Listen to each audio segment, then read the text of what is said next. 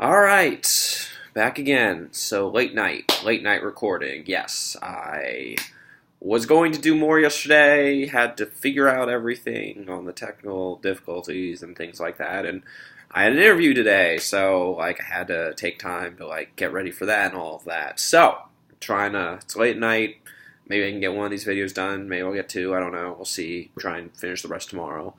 We'll see. But today, 10th pick, Mac.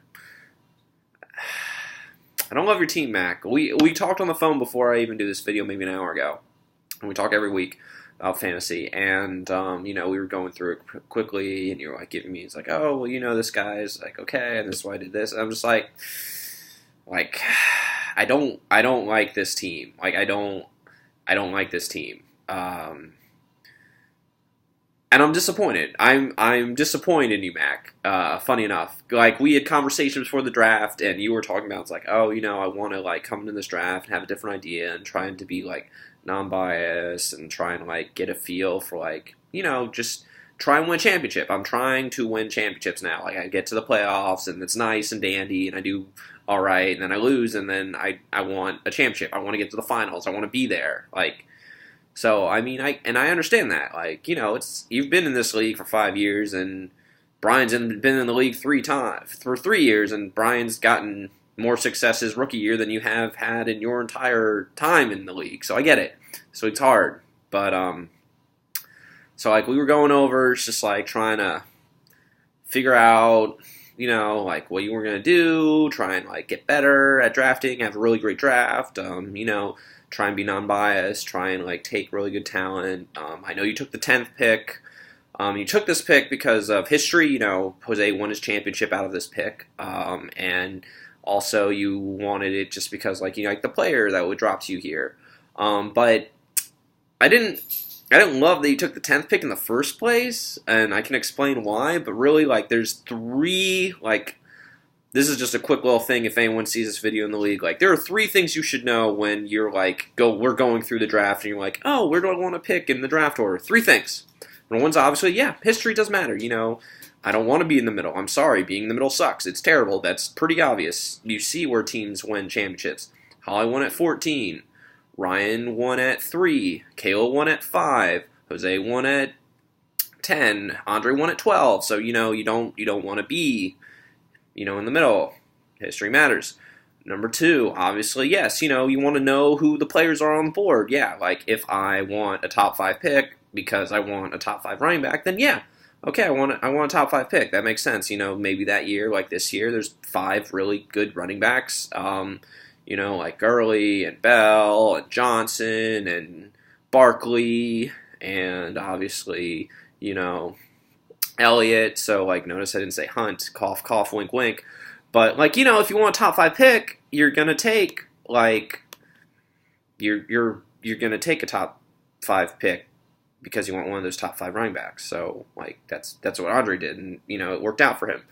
But the thing I think a lot of you guys overlooked, and something that I think is super important, and it's why it's the number 3 things on where to pick to draft, is you got to be aware of who's drafting around you. You guys don't it's just I tried to explain this before the draft, last year. Patrick, myself, Andre picked 12, 13, 14. Patrick had 14, I had 13, Andre had 12. Andre and I meet in the championship game.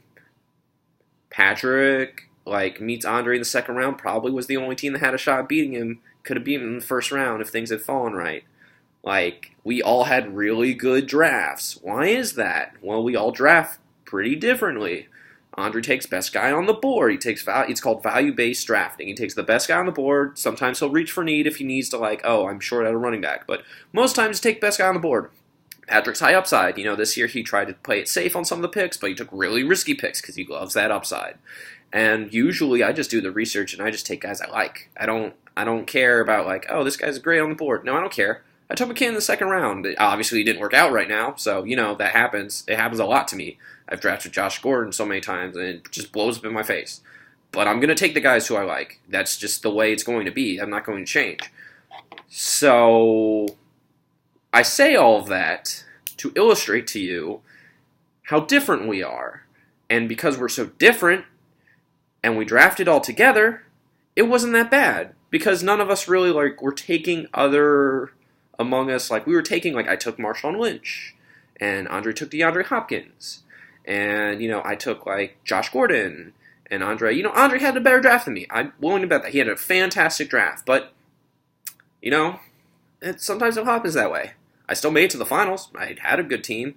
My point to you is this. If you have a high pick, let's say I pull out of the hat, you have a top 5 pick, and you're just it doesn't really matter where I draft. I'm going to pick 9 or 4. But you're going to do that without actually knowing who's picking around you. You run the risk of running into people who possibly could have the same kind of draft strategy as you. For example, would I want to pick around Robbie? No, I don't want to pick around Robbie. Notice I drafted running backs in the first 3 rounds. What did Robbie do? Robbie loaded up on running backs. Would I want to pick around Ryan? No, I don't want to pick around Ryan. Because Ryan, he went wide receiver heavy early, and then he took a whole bunch of running backs, and he went super high risk, but he took a lot of guys I really like. I thought Eileen had a good draft this year. Eileen usually takes some players that I actually reasonably like because, she just doesn't know any better. I don't really know how to explain that, but you have to be aware of who is drafting around you. If you're not aware of who's drafting around you or how they've drafted or really have any feel, maybe you should just take the 14th pick or just take the 2nd pick. That way, at least you'll be towards the end of the draft and you can reasonably hope you'll get good players there. Oh, I'm just going to go take this pick and it's going to fall how it's going to fall to me. Okay, that's fine. You're giving up information to possibly get a worse pick for whatever reason. That's your choice, but you just have to be aware. Mac and I, we draft relatively, I don't draft the same as Mac, but we do like the same players. There is some overlap, and I don't think that helped you. And I also don't think it helped you, surprisingly. I gave Charlie a C-. I think Charlie did a good job. Charlie took my ride or die guy in McCaffrey this year. Charlie had some players that I liked, and I'm sure you might have liked too. You got to be aware. You got to be either A, if you have a high draft pick, just sometimes it's better to just play it a little safe and just be you know what, I want the first pick, or you know what, I want to be at the back of the round. Rather than just being I want this pick, and I don't really know who's going to draft around me. We're just going to see. That's not, yeah, it could work out really well, or it could just blow up in your face. And I feel like this is one of those times it just blew up in your face, Mac. Sorry, buddy. But, all right, here we go. I already spent 8 minutes on this going over draft strategy, so we haven't even started on the players. So let's start. All right, first round, first pick, Melvin Gordon, 10th overall.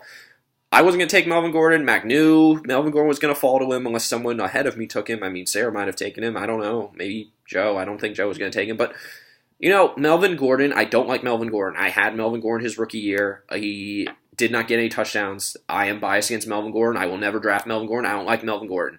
But Melvin Gordon has been very consistent.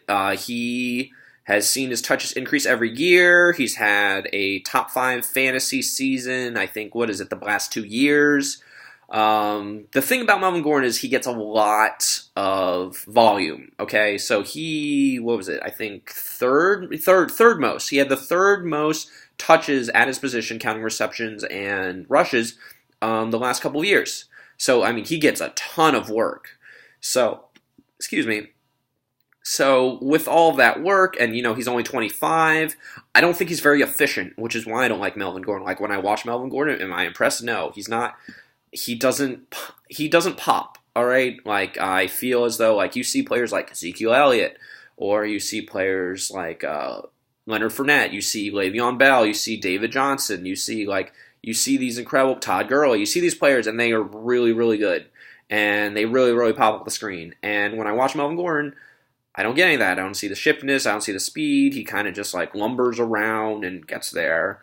Is that a bad thing? I mean, no. I don't think he's a. I think he's an average running back who just happens to be in an offense that feeds him the ball so much he's bound to do well. So, if Melvin Gordon stays healthy, could he be a top 5 running back? Absolutely. I mean, he's been top 7 the last couple of years. So, I mean, do I like him? No. But is he a good player who could possibly be, you could build a team around? I'll agree to that. I can see that. Yeah. I mean, you just, again, stay healthy because he sees a whole lot of touches. He's not very efficient, but it doesn't really matter because when you touch the ball like 300 times, you're bound to find the end zone and do well. You're bound to have 100-yard games. Like, it's just bound to happen. Like, he's not exciting like Kamara or anything. He's not quick. He's not agile. He's not shifty. He's not strong. He's not all of these things, but he just sees the ball a lot, and that's good enough. So, don't love the player, but the pick is good. Second pick. So, this is where we're starting to go in that why I don't like Mac's draft thing. So, you saw before the draft, guys, like, I was saying, like, this is how people draft. Like, Charlie likes old running backs. Patrick likes to take upside. Andre takes the best player on the board. Joe likes to take the low upside, the high. So he likes to take the low ceiling, high floor guys. And Mac does like the same thing. And this is where I feel like Mac did that. Like Mac taking the 10th spot really just screwed him over because like this is just an example of that. So second pick, Davante Adams. So is Adams a good player? Yeah, I would say so. He's a good wide receiver. He plays in a great offense. He has Aaron Rodgers back. He wasn't half bad last year. If you watch film of Davante Adams, he's a little sneaky. He usually gets about 1,000 yards, so he's a good receiver. The issue I have with him is kind of like Melvin Gordon. He's touchdown dependent. But unlike running backs, he doesn't really see like the volume for that. Like, I think, Davante Adams had about 83 catches last year or so, and he was like it's like a top 15 wide receiver, and that was with Brent Huntley, and now Jordy Nelson's gone. So the hope is he's like a number 1 receiver. I can see that, but like, you have to understand, like last year, like even without Rodgers, like was kind of like this is his absolute, this is as good as it's gonna get kind of thing. Like I don't see like, man, Davante Adams is gonna be a number 1 receiver, and I think that's the issue I have with him. Like if I look at some of the other teams that drafted for you, and this is again going back to like Julio Jones, Odell Beckham, DeAndre Hopkins, Michael Thomas, like those are the 4 wide receivers who the 4 teams behind you basically at some point like took. Like Charlie took Julio, Ryan went back to back with the receivers, and then Brian took like Michael Thomas. All those guys are better. Why are they better? Because they see a lot of volume, they score, they have a lot of talent, they are the number 1 options. Davante Adams is on a team that scores a lot. It has Aaron Rodgers, obviously it scores a lot, but is he the number 1 option? I mean, Jordy Nelson's gone, so the assumption is he's the number 1 option. But when I say all-pro, going to be first-team wide receiver in the NFL, I don't think of Davante Adams. He's not like DeAndre Hopkins scoring touchdowns, Odell Beckham making incredible catches. He's just, consistently good. He'll get you like 80 yards a game, 75 yards a game, and then if he scores a touchdown, that's a good game. That's 14 points. That's bankable. That's good talent. So is he a good player? Yeah. Do I want that guy as my number 1 receiver? No, I don't. But I understand why he took it because there wasn't really a whole lot on the board. McCaffrey's gone. All those receivers I just mentioned are gone. Jordan Howard, because Patrick went back-to-back with the Devontae Freeman and Jordan Howard picks, are gone. So you're kind of like, well, do I want to like reach for Jerick McKinnon like I did, which obviously has not worked out and has been terrible because he tore his ACL? Do I want to like reach for Kenyon Drake? I mean, I like Kenyon Drake. Do I want to take him there? I don't know. Do I think Keenan Allen can be healthy again? Do I like AJ Green? It's kind of like that. Like, do I like those guys? Yeah. Do I like those guys where I'm drafting? No. I want a number one receiver. I want a running back with upside. Most of those things are kind of gone. So he took Devontae Adams. Devontae Adams is good, but it's a very safe choice. I mean, he's going to be a top 15 receiver and get his yards, but you know what? There's 14 other guys who are going to do that. I don't think he's going to be like, he's like a cog in the system, but he's not a star that's going to lead me to a championship kind of thing. And there's going to be, unfortunately, there's a lot of that with this draft. So third round, we took Doug Baldwin. Okay, so Doug Baldwin, another player. You know, he was excellent last year. You would think, oh man, he's been really good, and he catches the ball a lot. He's been a top 13 receiver the last 3 years, and he gets a healthy target share. I think it's like 25% in like Seattle's offense, and Seattle has thrown the ball a lot with like Russell Wilson, and it's great, and he's super dependable, and he scores touchdowns at the second highest rate as like Antonio Brown in the last couple of years. So you think, oh, you know, Doug Baldwin, Jimmy Graham's gone, it's going to be great. But not only is Baldwin hurt right now, and I'm not sure he plays week 1, but even if we disregard that and say he's healthy, like for all intents and purposes, Seattle has been like, we are going to run the ball more. They spent a first round pick on Rashad Penny, and they're trying to stir up the offensive line. And they brought a new, like, they replaced like 7 assistants, and on top of that, they brought in the new offensive coordinator, who's Brian Schottenheimer. If you don't know who that is, he was Mark Sanchez's offensive coordinator when they went to 2 AFC championship games. So I don't know if you watched those Jet teams. They didn't throw the ball a whole lot. Do I think the offensive line's very good? No. Do I think the defense is very good and Seattle will get in lots of shootouts? Possibly, yeah. The defense isn't very good, so I could see them getting in shootouts. But is Baldwin a red zone threat? No. If I'm in the red zone, I'm not throwing the ball to Doug Baldwin. He's just not. He's like a short guy who creates separation on the end, and he has like these big games where he'll like score a long touchdown.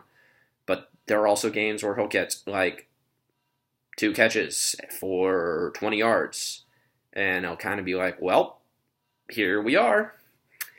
And I don't, like last year's like the peak. Like this is peak Doug Baldwin. Kale won a championship with this Doug Baldwin. He's been this peak for 3 years, which is basically the number 10 fantasy receiver. Now that's good. Kale used him as her receiver that she won a championship with. But that was like they were going on 3 years ago. On top of that, he was like the 5th best player on that championship team, and now we're taking him in the 3rd round. Okay. Again, do I like the player? Yeah, he can play. He'll average like 10 points a game. It's good. That's bankable. But is that what I want? No. I want some upside. I want someone who can like I can break the bank with, who I can build a team around. Like sure that upside might blow up in my face, but like this is a very safe pick. I think Doug Baldwin will be a top 15 receiver, which is good. He can be a key cog on a championship team, but I'm still not getting that star who's going to like help me out. Like, again, we can look in this round. Do I like T.Y. Hilton? And we went through that video. No, I don't like T.Y. Hilton. But you know what his upside is? His upside's like a top 3 receiver if he leads the league in receiving yards again. Do I like Brandon Cooks on Brian's team?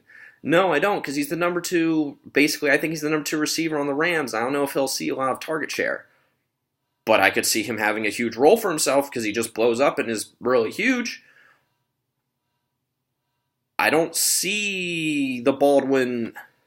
There's no like, Baldwin's like got this potential to possibly like go through the roof and become great. Like it's not there. This is the peak Like, I'm buying him at his peak right now. I'm hoping this peak continues.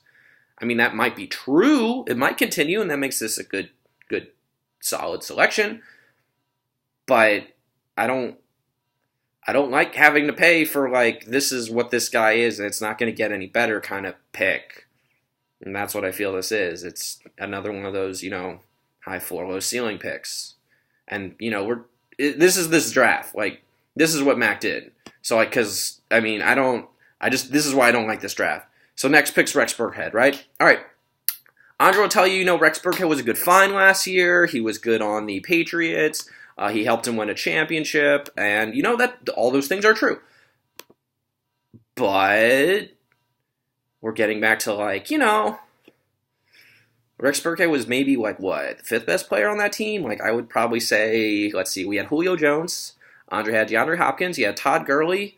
He had Robbie Anderson. He had C.J. Anderson.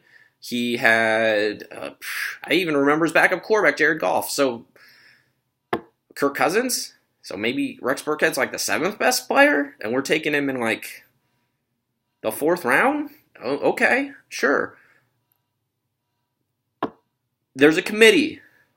Lo and behold, yay. You know how much I love committees. They took a first-round pick, Sonny Michel. I've already been over that. Don't like Ryan's draft. They also have James White, who's the passing down specialist. He catches passes out of the backfield, and that's not even counting. Gosh, I'm forgetting someone, and it doesn't even matter. So, man, is Burkhead? Burkhead was 12th in fantasy points as a running back from weeks 7 through 15. So that's true. He was pretty good. 12th is pretty good. He was doing that for like half the season, but he also missed 6 games, and he only touched the ball about 94 times, and that was mostly in those like 8 weeks. So basically, I'm hoping he stays healthy. He doubles the amount of touches. He continues his same role where he holds the goal line role and scores touchdowns, because he was really good in, like, say, week 13. He scored a couple touchdowns. I think, what was it, week 12 through like week 15. Those 4 weeks he scored at least a touchdown a game. Those are all good. Yeah, he hit pay dirt. He's really good. Am I going to get that for like a season? No.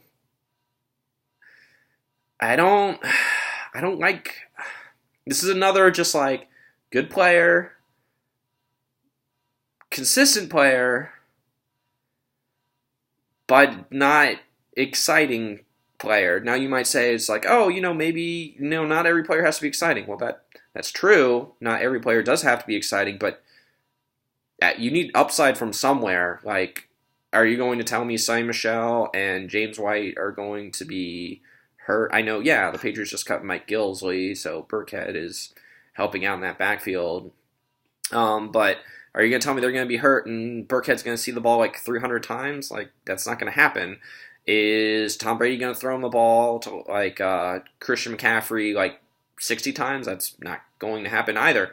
If anything, if those guys get hurt, Belichick will just bring in some guys like Gillislee or Brandon Bolden, and they'll supplement the work. I mean, I like Burkhead, but he was hurt when he was in Cincinnati.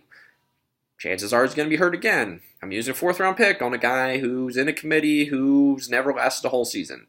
It's not what I'm looking for. Like, maybe I either take, like, this is a safe pick because he's a good player, but, like, it's just, high floor, low ceiling. So, and we continue. This is, like, this whole draft I don't like. Like, so now we're going into, like, 5th round.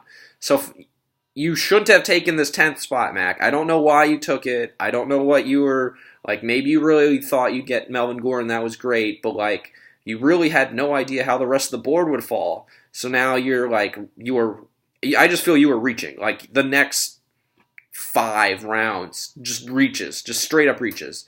So, like, now we're getting into, like, I need depth. So we go out, we take Jamal Williams. Now, Mac was saying while we were on the phone, it's just like, Jamal Williams is my flex. I think he's a good pass blocker and he should see some time. And the Green Bay Packers are a, high offensive team. And I agree with all those things. In fact, I'll even give you a fun little stat that you might not have known. So Jamal Williams gets a lot of crap for not being very good, supposedly.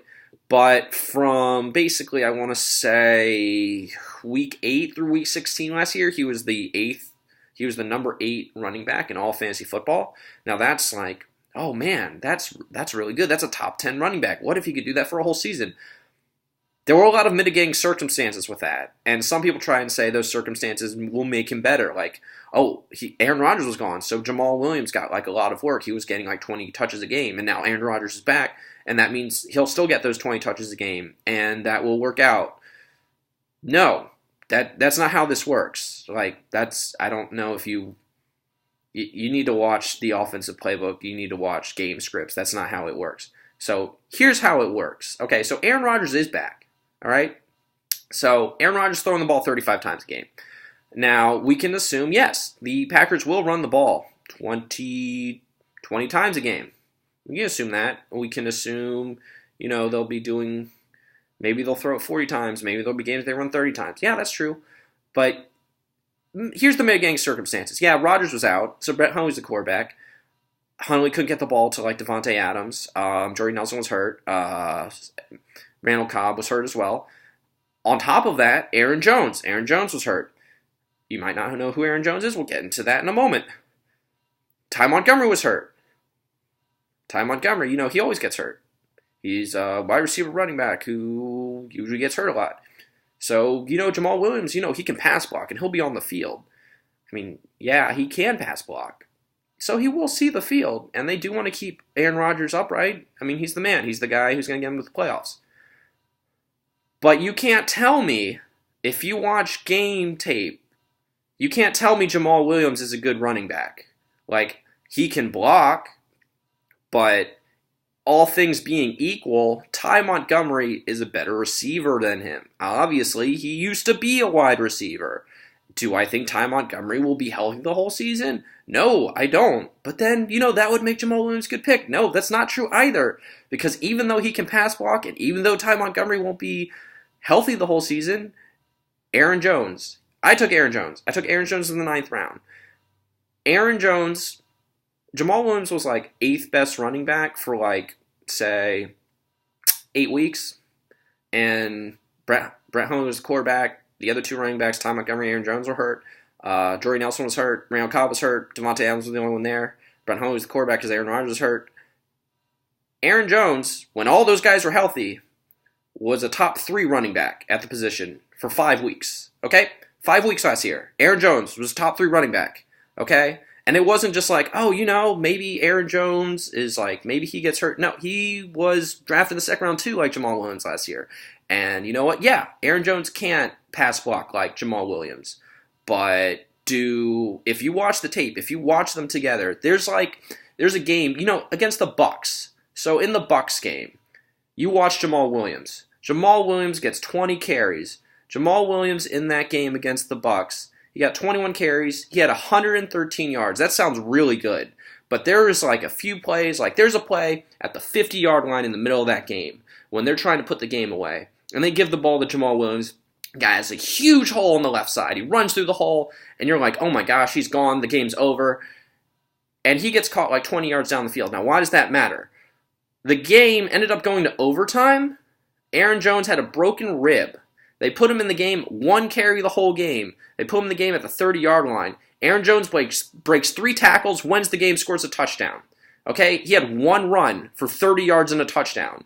All right, he did what Jamal Williams took 21 carries to do in one run, okay?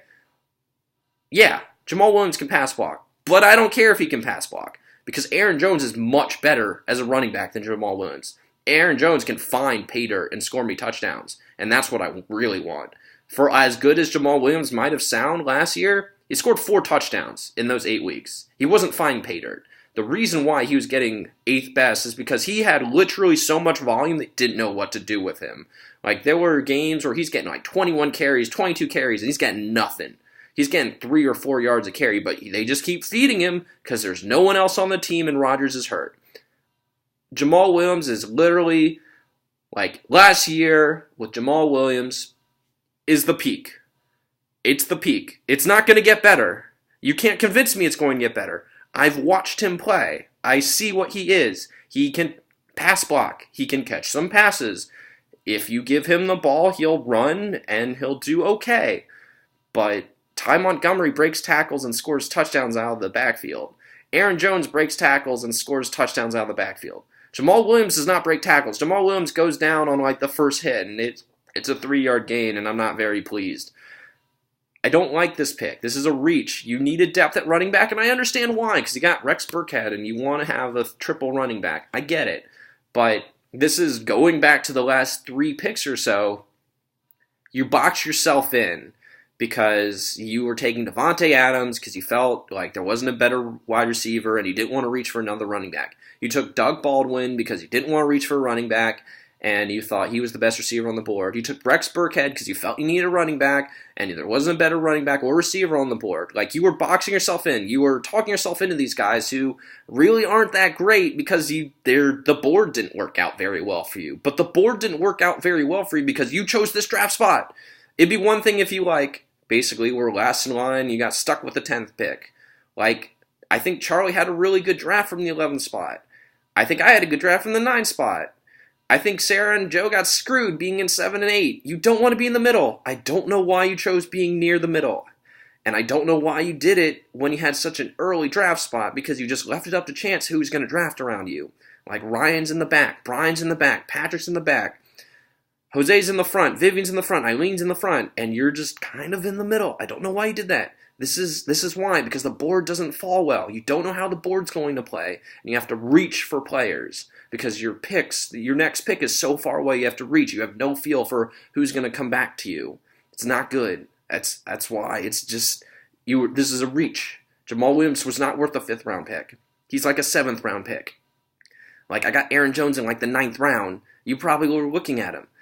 Like, he's suspended for the first 2 games, and I still think in the second half, Aaron Jones is going to be much better than Jamal Williams because the upside is huge. Like, if it doesn't work out, I spend a 9th round pick on a guy who I think could be a top 5 running back in fantasy. You spend a 5th round pick on a guy who I hope is a top 10 running back, who I don't think is, because a lot of things had to break right last year for that to be true for half of the season, and I don't think those same things are going to happen. So, but you had to do it. You had to do it because that's the way the board fell to you.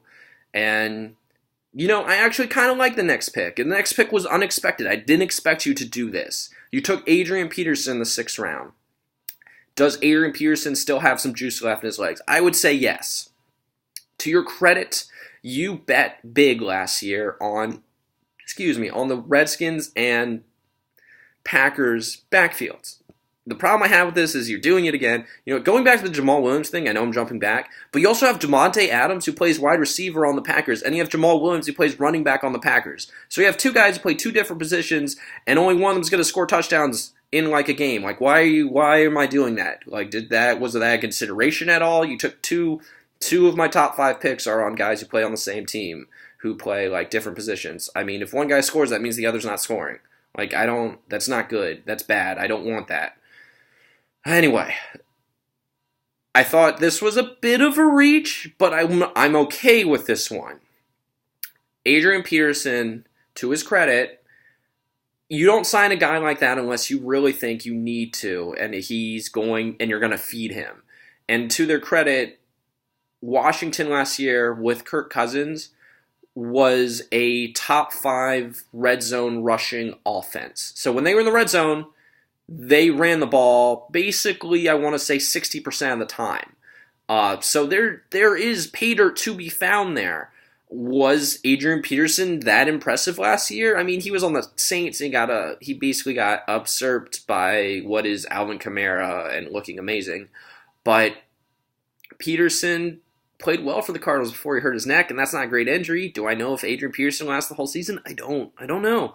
But I'm okay with the risk because I think Peterson, even more than name value, something that he has going for him is that he's going to be the guy. Like, Alex Smith is a good game manager quarterback who likes to throw it short. Adrian Peterson can't pass block. Adrian Peterson can't catch the ball out of the backfield.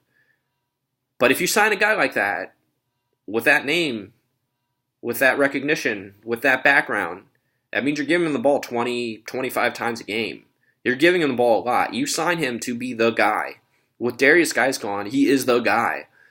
The Redskins don't have a good offensive line. They don't have good weapons. I think Alex Smith is a good quarterback, but I don't love him.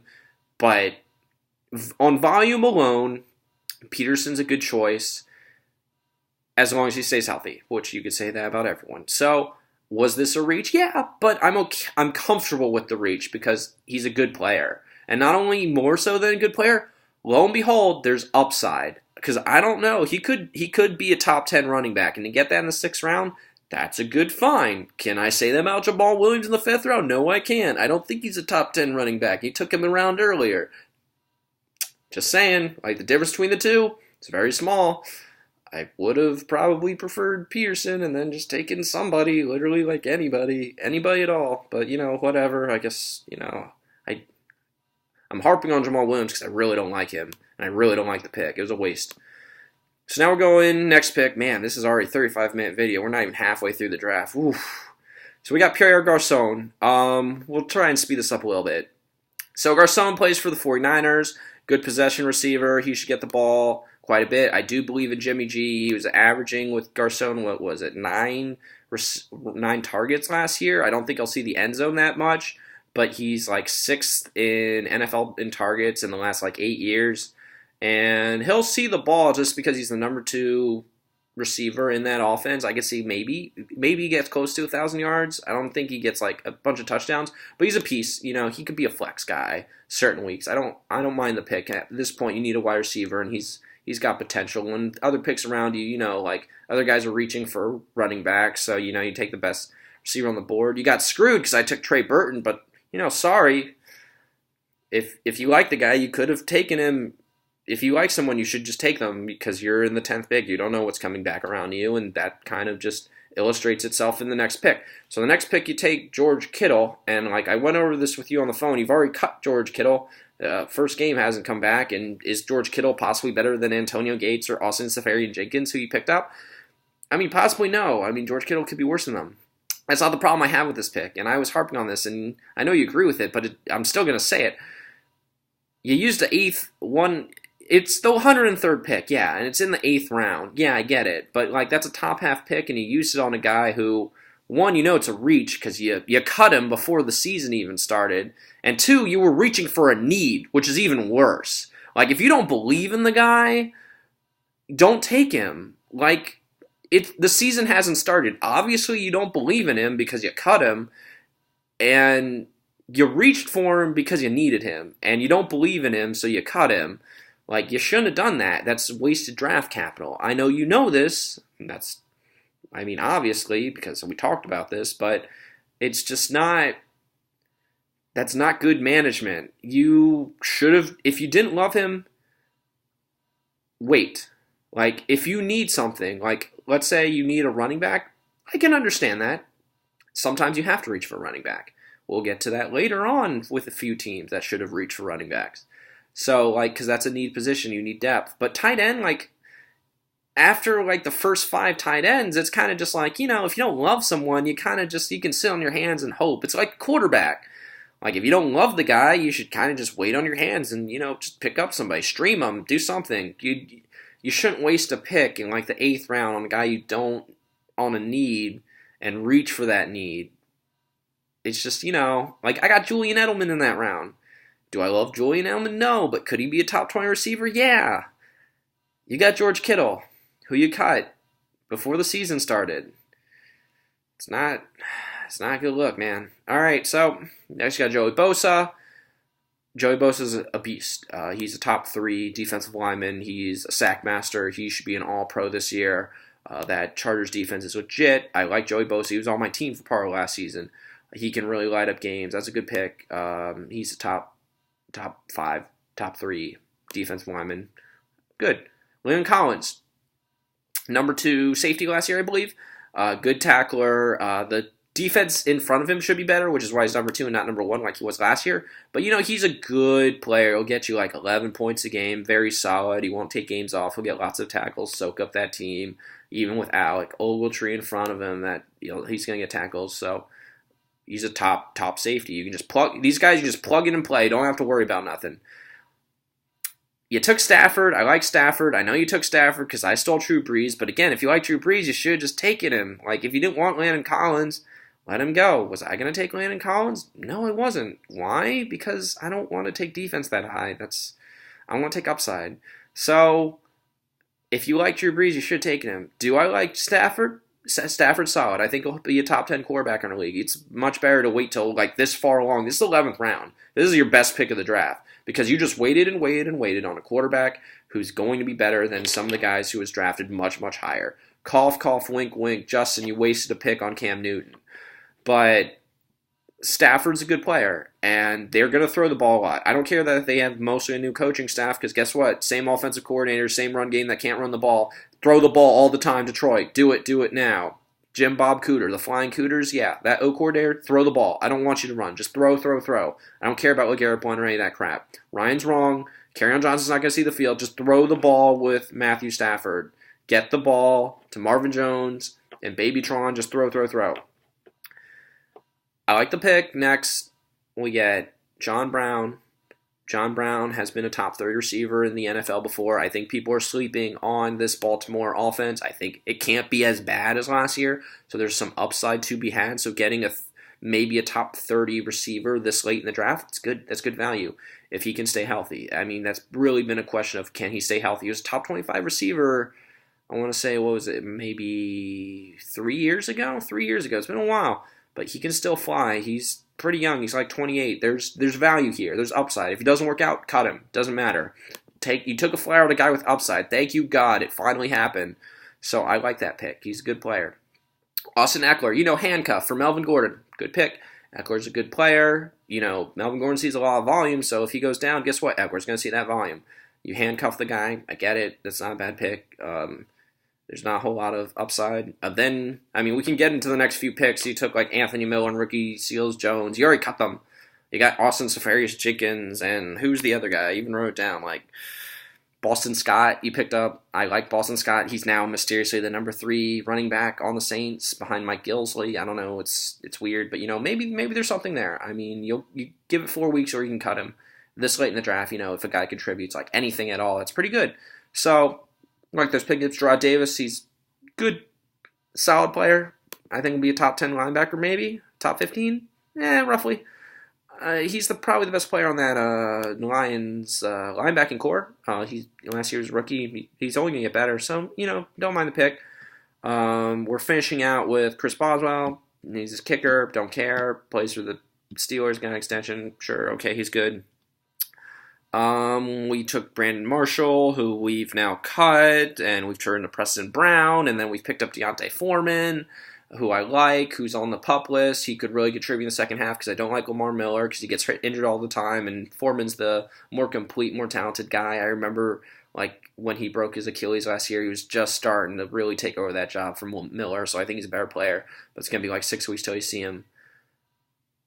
He has upside, but this has been my longest video because I've just been trying to explain how you work the draft board and what you should be looking for. I don't like this draft, and it should be fairly obvious why I don't like this draft. There are a bunch of solid players who could be on a championship team. I could plug in, say, Doug Baldwin and toss him on Andre's team last year, and I'd be like, oh yeah, that guy is contributing on my team, and he's a good player, and he could possibly be a starter.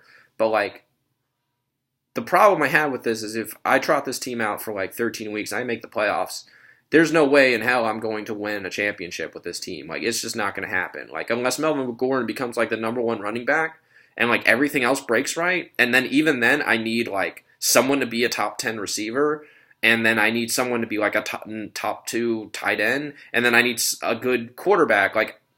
I need all of those things to happen. And I don't see all of those things happening. Melvin Gordon, I suppose, can be the star, but you want to take chances at finding more than one star, and there wasn't any of that. There was just this guy's good, he can play, okay, this guy's all right, he's got a high floor, he's hitting his peak, he's a good player, okay. They're very safe. These are very safe picks. Is this a solid team? Yes. Will this team make the playoffs? Probably. Unless, things blow up. But that's the point. Like, if things go south, then you wasted all these picks anyway. So, like, the upside is like, oh, I'm a good team, I make the playoffs. The downside is the team goes south, I don't make the playoffs. But there's no, like, I could possibly win a championship kind of upside. That's not good. I'd rather have, like, my team could tank and be terrible, because then I can just work on free agency and possibly make the playoffs. Like, if it has the upside of possibly being a championship team, then you know what? I'll take that low variance. It could be terrible, because I'll work on the team throughout the season.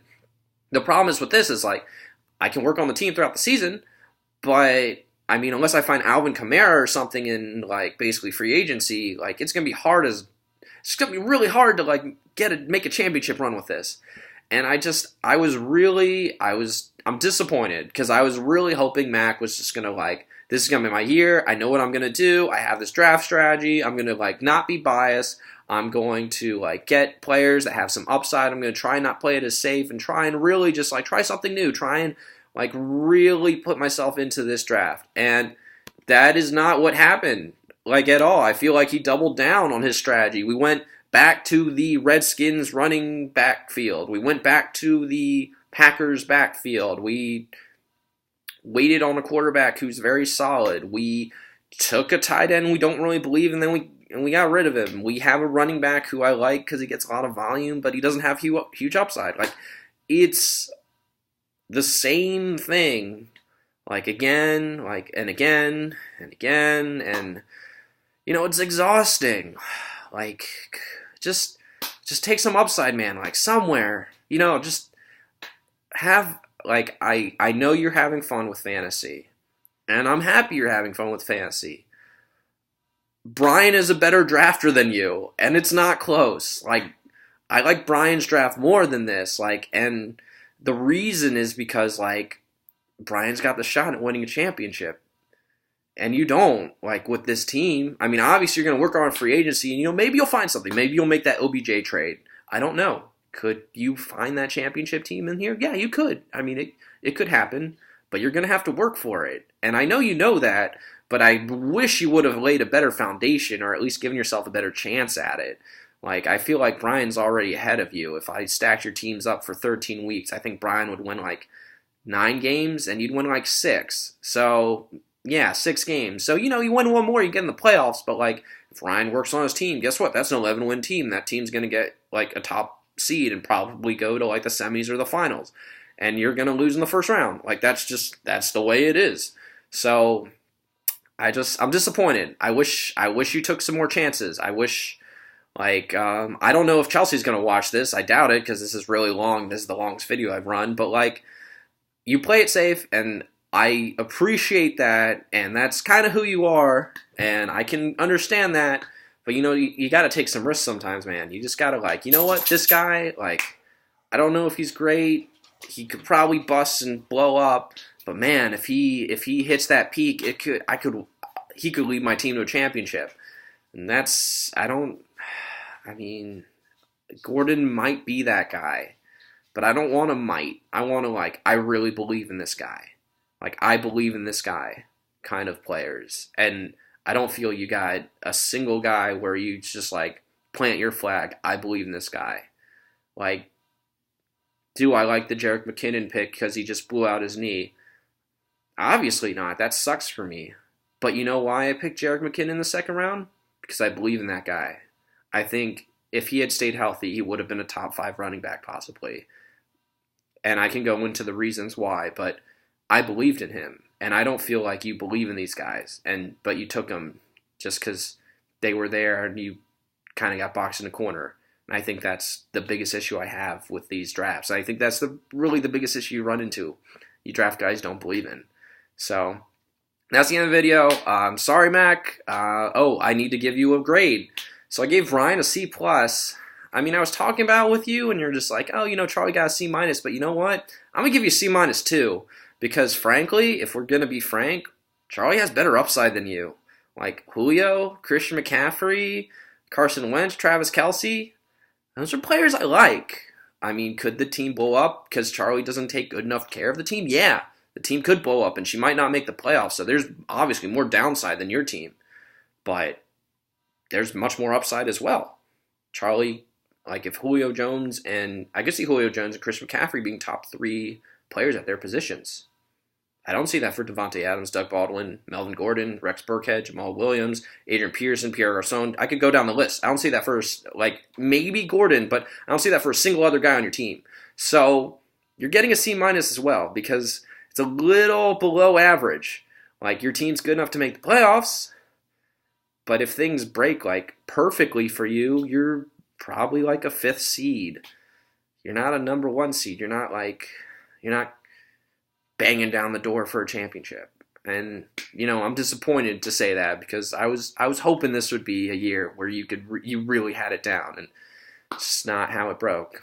All right, there you go. C-. Sorry, you're with Ryan and Charlie.